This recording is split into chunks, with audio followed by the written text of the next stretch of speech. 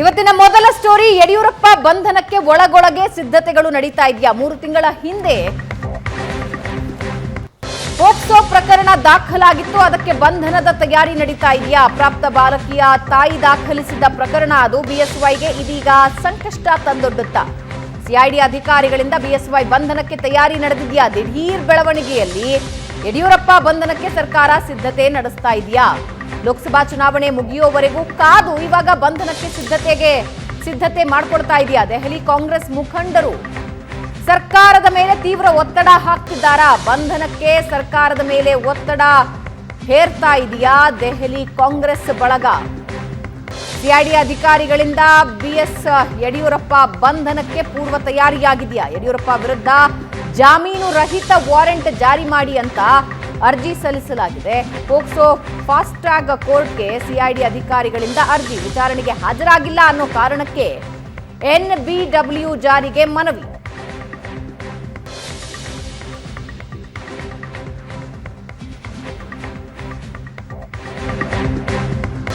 ಯಡಿಯೂರಪ್ಪ ವಿರುದ್ಧ ಕೊಟ್ಟಿರುವ ದೂರು ಮೊದಲನೇದಲ್ಲ, ಇನ್ನು 53 ಮಂದಿ ವಿರುದ್ಧ ದೂರು ನೀಡಿದ್ದ ಸಂತ್ರಸ್ತೆ ತಾಯಿ, ಹಿರಿಯ ರಾಜಕಾರಣಿ, ಐಪಿಎಸ್ ಅಧಿಕಾರಿ ಸೇರಿ 53 ಜನರ ವಿರುದ್ಧ ಬೇರೆ ಬೇರೆ ಕಲಂನ ಅಡಿಯಲ್ಲಿ ಈಗಾಗಲೇ ದೂರು ದಾಖಲಾಗಿದೆ.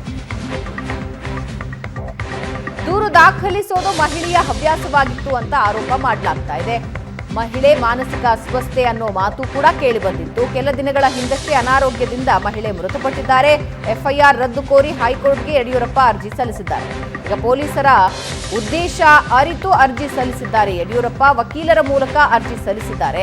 ಇವತ್ತು ಅರ್ಜಿ ವಿಚಾರಣೆಗೆ ಬರೋ ಸಾಧ್ಯತೆ ಇದೆ. ಮತ್ತೊಂದು ಕಡೆ ದೂರುದಾರ ಮಹಿಳೆ ಸಹೋದರನಿಂದ ಹೈಕೋರ್ಟ್ಗೆ ರಿಟ್. ಯಡಿಯೂರಪ್ಪ ಅವರನ್ನ ಬಂಧಿಸುವಂತೆ ಆದೇಶ ನೀಡಲು ಮನವಿ. ವಕೀಲ ಬಾಲನ್ ಮೂಲಕ ಹೈಕೋರ್ಟ್ಗೆ ಅರ್ಜಿ ಸಲ್ಲಿಕೆ. ಪೊಲೀಸರ ನಡೆ ಬಗ್ಗೆ ಪ್ರಶ್ನೆ ಹುಟ್ಕೊಳ್ತಾ ಇದೆಯಾ? ನೋಟಿಸ್ ನೀಡಿ ಮರುದಿನವೇ ವಿಚಾರಣೆಗೆ ಕರೆದಿರೋದು ಯಾಕೆ ಅಂತ ಪ್ರಶ್ನಿಸ್ತಾ ಇದ್ದಾರೆ. ತರಾತುರಿಯಲ್ಲಿ ಎನ್ಬಿಡಬ್ಲ್ಯೂ ಜಾರಿ ಮಾಡುವಂತೆ ಕೋರ್ಟ್ ಮೆಟ್ಟಿಲು ಏರಿರೋದು ಯಾಕೆ? ಚುನಾವಣೆ ಮುಗೀತಾ ಇದ್ದಂತೆ ಬಂಧನ ಯತ್ನ ಅಂತ ಆರೋಪಿಸಲಾಗ್ತಾ ಇದೆ. ಇದರ ಹಿಂದೆ ರಾಜಕೀಯ ಅಡಗಿದೆ ಅಂತ ಆಪ್ತರು ಹೇಳ್ತಾ ಇದ್ದಾರೆ. ದೆಹಲಿ ಕಾಂಗ್ರೆಸ್ ನಾಯಕರು ಒತ್ತಡ ಹಾಕ್ತಾ ಇದ್ದಾರೆ. ಹಾಗಾಗಿಯೇ ಈ ಎಲ್ಲ ಬೆಳವಣಿಗೆ ನಡೀತಾ ಇದೆ ಅಂತ ಅವರು ಆರೋಪಿಸ್ತಾ ಇದ್ದಾರೆ.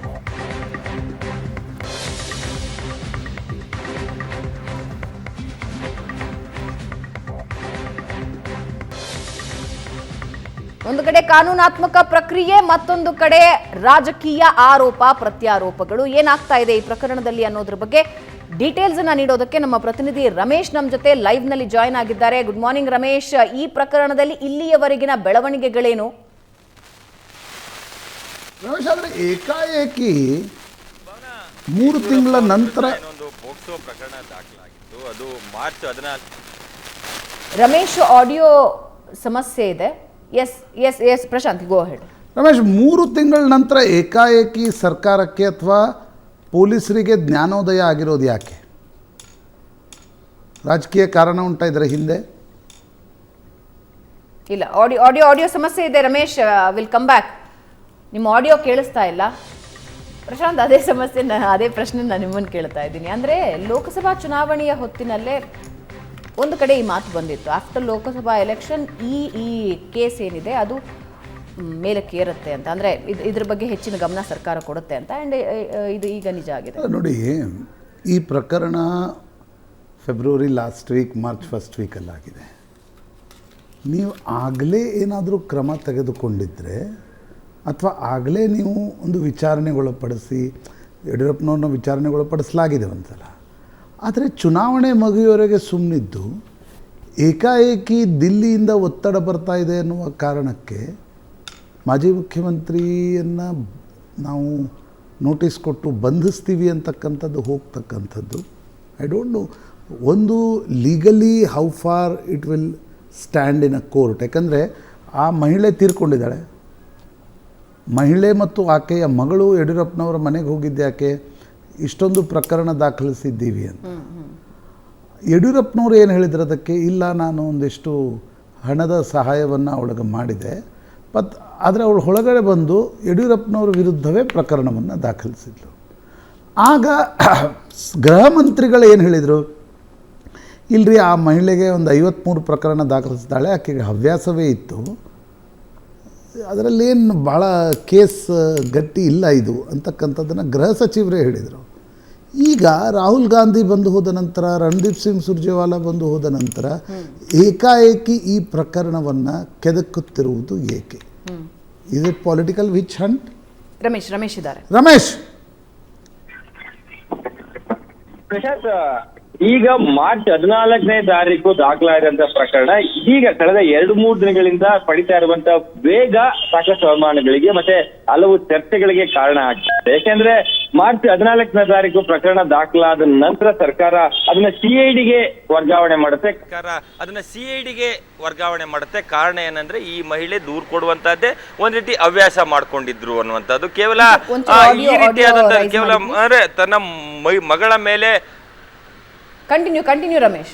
ಮಗಳ ಮೇಲೆ ಅತ್ಯಾಚಾರ ಆಗಿದೆ ಅನ್ನುವಂಥದ್ದು ಅಷ್ಟೇ ಅಲ್ಲ, ಬೇರೆ ಗಂಡವ್ರ ಮೇಲೆ ದೂರು ಕೊಡುವಂತದ್ದು, ತನ್ನ ಗಂಡ, ಮಗಳು, ಮಾವ, ಅತ್ತೆ ಜೊತೆಗೆ ತನ್ನ ಬಿಸ್ನೆಸ್ ಪಾರ್ಟ್ನರ್, ಹೀಗೆ ಹಲವರ ಮೇಲೆ ಕಂಪ್ಲೇಂಟ್ ಕೊಡುವಂತಹದ್ದೇ ಆಕೆಯ ಕೈಯಲ್ಲಿ ಆಗಿತ್ತು. ಹಾಗಾಗಿ ಇಲ್ಲಿ ಒಂದ್ ಕಡೆ ಮಾನಸಿಕವಾಗಿ ಆಕೆ ಸರಿಗಿದಾರ ಅನ್ನುವಂಥ ಪ್ರಶ್ನೆಯನ್ನ ಗೃಹ ಸಚಿವರು ಎತ್ತಿದ್ರು. ಹಾಗಾಗಿ ಕೇವಲ ಯಡಿಯೂರಪ್ಪ ಅವರ ವಿರುದ್ಧ ಕೊಟ್ಟಂತ ದೂರು ಮಾತ್ರ ಅಲ್ಲ, ಬೇರೆ ಆಕೆ ಕೊಟ್ಟಂತ ಎಲ್ಲಾ ಪ್ರಕರಣಗಳನ್ನು ಸಂಪೂರ್ಣವಾಗಿ ತನಿಖೆಯನ್ನ ಮಾಡಬೇಕಾಗಿದೆ ಅನ್ನುವಂಥ ನಿಟ್ಟಿನಲ್ಲಿ ರಾಜ್ಯ ಸರ್ಕಾರ ಸಿಐಡಿಗೆ ವರ್ಗಾವಣೆ ಆಗಿತ್ತು. ಸಿಐಡಿಗೆ ವರ್ಗಾವಣೆ ಆದ ನಂತರ ನಾವು ಒಂದು ಟೈಮ್ ಲೈನ್ ನೋಡ್ತಾ ಹೋದ್ರೆ ಪ್ರಶಾಂತ್, ಮಾರ್ಚ್ 14ನೇ ತಾರೀಕು ಪ್ರಕರಣ ದಾಖಲಾಗುತ್ತೆ. ಅದಾದ ನಂತರ ತನಿಖೆ ನಡೆಸಿದಂತ ಒಂದು 2 ವಾರಗಳ ನಂತರ 28ನೇ ತಾರೀಕು ಸಿಐಡಿ ಅಧಿಕಾರಿಗಳು ಯಡಿಯೂರಪ್ಪ ಅವರಿಗೆ ಒಂದು ನೋಟಿಸ್ ಅನ್ನ ಕೊಡ್ತಾರೆ. ಆ ನೋಟಿಸ್ ನಲ್ಲಿ 2 ವಾರಗಳ ಒಳಗಾಗಿ ವಿಚಾರಣೆಗೆ ಬರಬೇಕು, ನಿಮ್ಮ ಒಂದು ಹೇಳಿಕೆಯನ್ನ ದಾಖಲಿಸಬೇಕಾಗಿದೆ ಅನ್ನುವಂತ ಒಂದು ಮನವಿ, ಅಂದ್ರೆ ಅದರಲ್ಲಿ ಸೂಚನೆ ಕೊಟ್ಟಿರ್ತಾರೆ.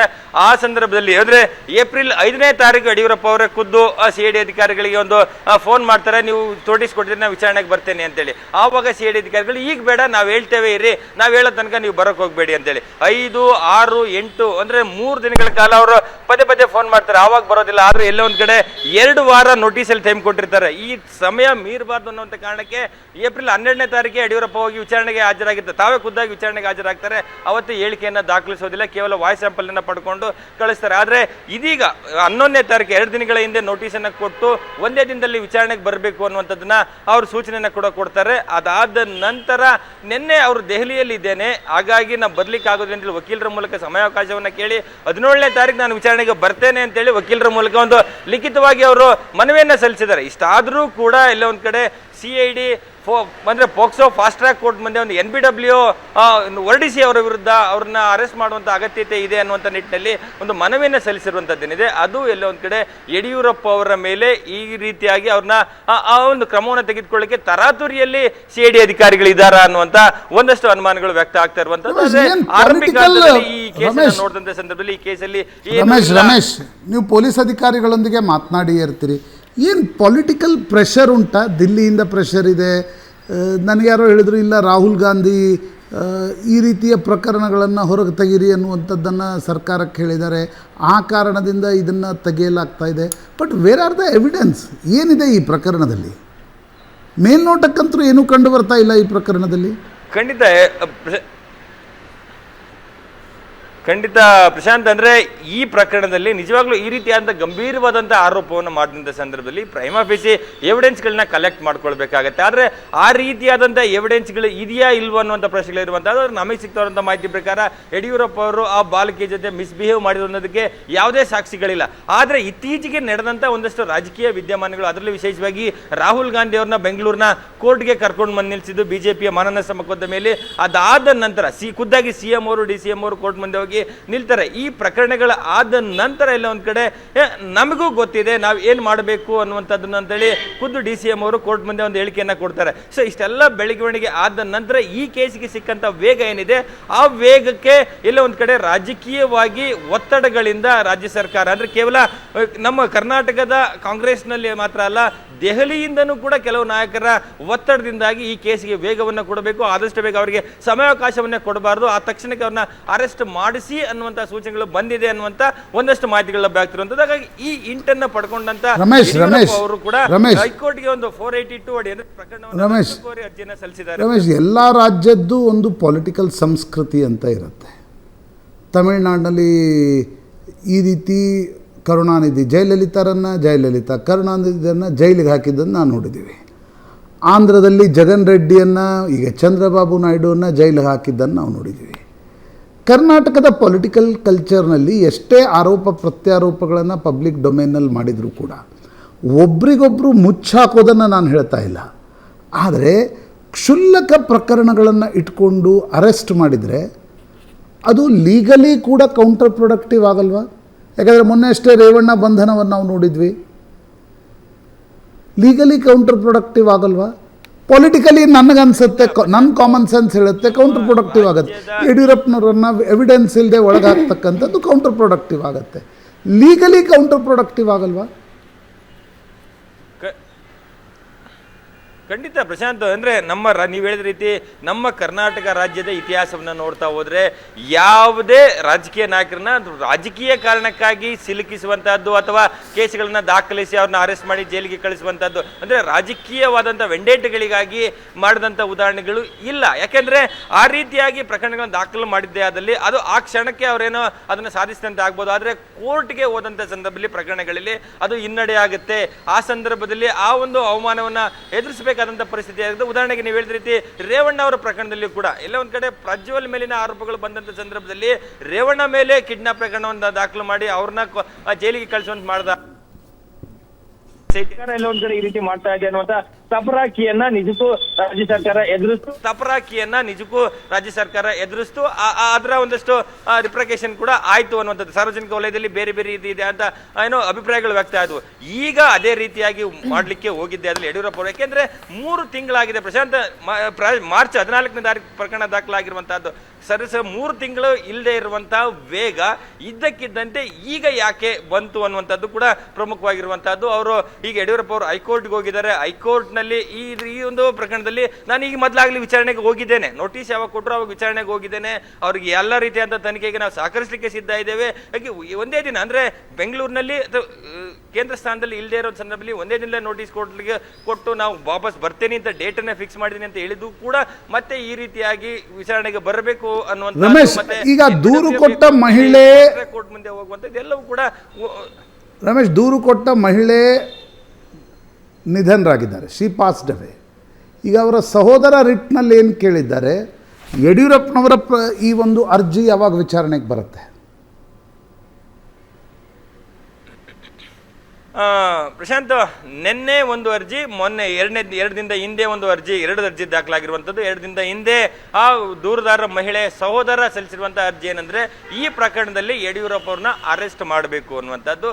ಸರಿಯಾದ ರೀತಿಯಲ್ಲಿ ಎವಿಡೆನ್ಸ್ಗಳನ್ನ ಕಲೆಕ್ಟ್ ಮಾಡ್ತಾ ಇಲ್ಲ. ಜೊತೆಗೆ ತನಿಖಾ ವರದಿಯನ್ನು ಹೈಕೋರ್ಟ್ಗೆ ಸಲ್ಲಿಸಬೇಕು. ಈ ನಿಟ್ಟಿನಲ್ಲಿ ಹೈಕೋರ್ಟ್ CID ಅಧಿಕಾರಿಗಳಿಗೆ ಡೈರೆಕ್ಷನ್ಸ್ ಅನ್ನು ಕೊಡಬೇಕು. ಈ ಒಂದು ಪ್ರಕರಣಕ್ಕೆ ವೇಗವನ್ನು ಕೊಡಬೇಕು, ಸರಿಯಾದಂಥ ಫೇರ್ ಇನ್ವೆಸ್ಟಿಗೇಷನ್ ಆಗಬೇಕು ಅಂತ ಡೈರೆಕ್ಷನ್ ಕೊಡಿ ಅಂತೇಳಿ ಮಹಿಳಾ ದೂರುದಾರೆಯ ಸಹೋದರವಾಗಿರುವಂತಹದ್ದು. ಮತ್ತೆ ನಿನ್ನೆ ಯಡಿಯೂರಪ್ಪ ಅವರು ದಾಖಲಾಗಿರುವಂತಹ ಪ್ರಕರಣದಲ್ಲಿ ಈ ಪ್ರಕರಣದ ವೇಗವನ್ನ ನೋಡ್ತಾ ಇದ್ರೆ ಅಥವಾ ಈ ರೀತಿ ಎಲ್ಲ ಒಂದ್ ಕಡೆ CID ಅಧಿಕಾರಿಗಳು ಬೇರೆ ದುರುದ್ದೇಶದಿಂದ ತನ್ನನ್ನ ಇಲ್ಲಿ ಸಿಲುಕಿಸುವ ನಿಟ್ಟಿನಲ್ಲಿ ಒಂದೇ ದಿನದಲ್ಲಿ ವಿಚಾರಣೆಗೆ ಬರಬೇಕು ಅನ್ನುವಂಥದ್ದು ಅಥವಾ NBW ಕೊಡಬೇಕು ಅಂತೇಳಿ ನಾವು ಕೋರ್ಟ್ಗೆ ಹೋಗಿರುವಂಥದ್ದು ಎಲ್ಲವೂ ಕೂಡ ಬೇರೆ ದುರುದ್ದೇಶ ಇದೆ. ಹಾಗಾಗಿ ಈ ಪ್ರಕರಣದಲ್ಲಿ ತಮಗೆ ಒಂದು ಲೀಗಲ್ ಪ್ರೊಟೆಕ್ಷನ್ ಬೇಕು, ಒಂದು ಪ್ರಕರಣವನ್ನು ರದ್ದು ಮಾಡಬೇಕು ಅಥವಾ ತಕ್ಷಣಕ್ಕೆ ತಮ್ಮ ವಿರುದ್ಧ ಯಾವುದೇ ರೀತಿಯಾದಂತಹ ಒಂದು ಏನೋ ಒತ್ತಾಯದ ಪೂರ್ವಕವಾದ ಕ್ರಮಗಳು ಆಗಬಾರ್ದು ನಿಟ್ಟಿನಲ್ಲಿ ಆ ರೀತಿಯಲ್ಲಿ ಒಂದು ಲೀಗಲ್ ಪ್ರೊಟೆಕ್ಷನ್ ಬೇಕು ಅಂತೇಳಿ ಅರ್ಜಿಗೆ ಹೋಗಿದ್ದಾರೆ. ಅಂದ್ರೆ ಇವರು MLA ಆಗಿದ್ದಂಥವ್ರು, ಅಂದ್ರೆ ಏನೋ ರಾಜಕೀಯ ನಾಯಕರಾಗಿದ್ರೆ MLA MP ವಿಶೇಷ ಪೀಠದ ಮುಂದೆ ಬರಬೇಕು. ಅದು ವಿಶೇಷ ಪೀಠ ಶುಕ್ರವಾರವಷ್ಟೇ ಅದು ಕಾನ್ಸ್ಟಿಟ್ಯೂಷನ್ ವಿಚಾರಣೆಗೆ ಬರುವಂತದ್ದು. ಹಾಗಾಗಿ ಇವತ್ತು ಕೂಡ ಎಲ್ಲ ಒಂದ್ ಕಡೆ ವಿಚಾರಣೆಗೆ ಬರ್ಲಿಕ್ಕೆ ಒಂದಷ್ಟು ಒತ್ತಡ ಅಂದ್ರೆ ಮನವಿ ಸಲ್ಲಿಸಲಿಕ್ಕೆ ವಕೀಲರು ಮುಂದಾಗಿದ್ದಾರೆ. ಇವತ್ತು ಬರದೇ ಇದ್ರು ಕೂಡ ನಾಳೆ ವಿಚಾರಣೆಗೆ ಬರುವಂತ ಸಾಧ್ಯತೆಗಳಿರುವಂತ 2 ಅರ್ಜಿಗಳು ಕೂಡ ನಾಳೆ ವಿಚಾರಣೆಗೆ ಬರುವಂತ ಸಾಧ್ಯತೆ. Thank you Ramesh. ಕರ್ನಾಟಕ ಅಂತರೂ ಬದಲಾಗ್ತಾ ಇದೆ. ಒಬ್ಬ ಸಂಸದ ಚಿತ್ರ ವಿಚಿತ್ರ ವಿಡಿಯೋಗಳ ಜೊತೆ ಬಂಧಿತನಾಗ್ತಿದ್ದಾನೆ. ಒಬ್ಬ ನಟ ಕೊಲೆ ಮಾಡಿದ ಆರೋಪದಲ್ಲಿ ಪೊಲೀಸ್ ಕಸ್ಟಡಿಯಲ್ಲಿದ್ದಾನೆ. ಇನ್ನೊಂದು ಕಡೆ ಸರ್ಕಾರ ಮಾಜಿ ಮುಖ್ಯಮಂತ್ರಿ ವಿರುದ್ಧ ಒಂದು ಪ್ರಕರಣವನ್ನು 3 ತಿಂಗಳ ನಂತರ ಕೆದಕಿ ನೋಟಿಸ್ ಕೊಡ್ತಾ ಇದೆ. ಕರ್ನಾಟಕ ಅಂತೂ ಬದಲಾಗ್ತಾ ಇದೆ. ಒಂದೇ ದಿನದಲ್ಲಿ ವಾರೆಂಟ್ ಕೊಡುವಂತೆ ನ್ಯಾಯಾಲಯದ ಮೆಟ್ಟಿಲು ಏರ್ತಾ ಇದ್ದಾರೆ. ಪ್ರಶಾಂತ್, ಐ ಡೋಂಟ್ ನೋ, ಅಂದರೆ ಹಿಂಗಿದ್ದೊಂದು ದ್ವೇಷ ರಾಜಕಾರಣ ಈ ಮಟ್ಟಿಗೆ ಇನ್ ಕೇಸ್ ನಡೀತಾ ಇದ್ರೆ ಈ ಮಟ್ಟಿಗೆ ಬಂದ್ಬಿಟ್ರೆ ಕರ್ನಾಟಕದ ರಾಜಕಾರಣದ ಕಥೆ ಏನು? ಭಾವನ ಇದೇ ಪ್ರಶ್ನೆ. ಈಗ ನೋಡಿ, ನೀವು ಪ್ರಕರಣ ನಡೆದ ತಕ್ಷಣ ಈಗ ನೀವು ಈ ಪ್ರಕರಣದ ತೀವ್ರತೆ, ಈಗ ಪೋಸ್ಕೋ ಆ್ಯಕ್ಟ್ ನೀವು ಹಾಕಿದ್ದೀರಲ್ವಾ, ನೀವು ಮಕ್ಕಳ ಇದಕ್ಕೋಸ್ಕರ ಹಾಕಿರ್ತೀರಿ, ನೀವು ಒಂದು ವೇಳೆ ಪ್ರಕರಣ ನಡೆದಾಗಲೇ ಅದನ್ನು ತಕ್ಷಣಕ್ಕೆ ತನಿಖೆಗೊಳಪಡಿಸಿದ್ರೆ ಆ ತಕ್ಷಣ ಕ್ರಮ ಆಗಿದ್ದಿದ್ರೆ 3 ತಿಂಗಳು ಸುಮ್ಮನಿದ್ದು ಇಲ್ಲ ಚುನಾವಣೆ ಇದೆ ಯಡಿಯೂರಪ್ಪನವ್ರನ್ನ ಏನಾದರೂ ಟಚ್ ಮಾಡ್ಲಿಕ್ಕೆ ಹೋದ್ರೆ ಸಮಸ್ಯೆ ಆಗುತ್ತೆ, ಲಿಂಗಾಯತರು ಇನ್ನಷ್ಟು BJP ಕಡೆ ವಾಲ್ತಾರೆ ಅನ್ನುವ ಕಾರಣಕ್ಕೋಸ್ಕರ ಸುಮ್ಮನಿದ್ದು ಈಗ ಏಕಾಏಕಿ ನೋಟಿಸ್ ನೀಡಿ ಅಂಡ್ ನೋಟಿಸ್ ಕೊಟ್ಟಿರೋದು ನಾನು ಇವತ್ತು ಬರಲ್ಲ ಇವತ್ತು ಬರಲ್ಲ ಸರ್ಕಾರದ ನಡೆಯ ಬಗ್ಗೆ ಪ್ರಶ್ನಾರ್ಥಕ ಚಿಹ್ನೆಗಳು ಹೇಳ್ತವೆ. ನೋಡ ಏನಾಗುತ್ತೆ ಕೋರ್ಟ್ನಲ್ಲಿ ಯಡಿಯೂರಪ್ಪನವರ ಅರ್ಜಿ ವಿಚಾರಣೆ ಏನಾಗುತ್ತೆ, ಆ ಮೃತ ದೂರುದಾರೆಯ ಸಹೋದರ ಸಲ್ಲಿಸಿರ್ತಕ್ಕಂಥ ರಿಟ್ಟಲ್ಲಿ ಏನಾಗುತ್ತೆ ಅಂತ ನೋಡೋಣ ಏನೇನಾಗುತ್ತೆ ಅಂತ. ಒಂದು ಚಿಕ್ಕ ಬ್ರೇಕ್ ತಗೊಂಡ ವೀಕ್ಷಕರೇ. ಬ್ರೇಕ್ನ ನಂತರ ದರ್ಶನ್ ಪ್ರಕರಣದಲ್ಲಿ ಏನೇನಾಗಿದೆ, ನಿನ್ನೆವರೆಗೂ ಏನಾಗಿದೆ, ಇವತ್ತೇನಾಗುತ್ತೆ, ಮುಂದಿನ ದಿನಗಳಲ್ಲಿನ ಬೆಳವಣಿಗೆಗಳು ಏನಿದೆ. ಇವತ್ತು ರಾಜಕೀಯಕ್ಕಿಂತ ಜಾಸ್ತಿ ಕ್ರೈಮ್ ಸ್ಟೋರೀಸ್ ಜಾಸ್ತಿ ಇದೆ. ಇವತ್ತೊಂದು ಚಿಕ್ಕ ಬ್ರೇಕ್ ನಂತರ ವಾಪಸ್ ಬರ್ತೀವಿ.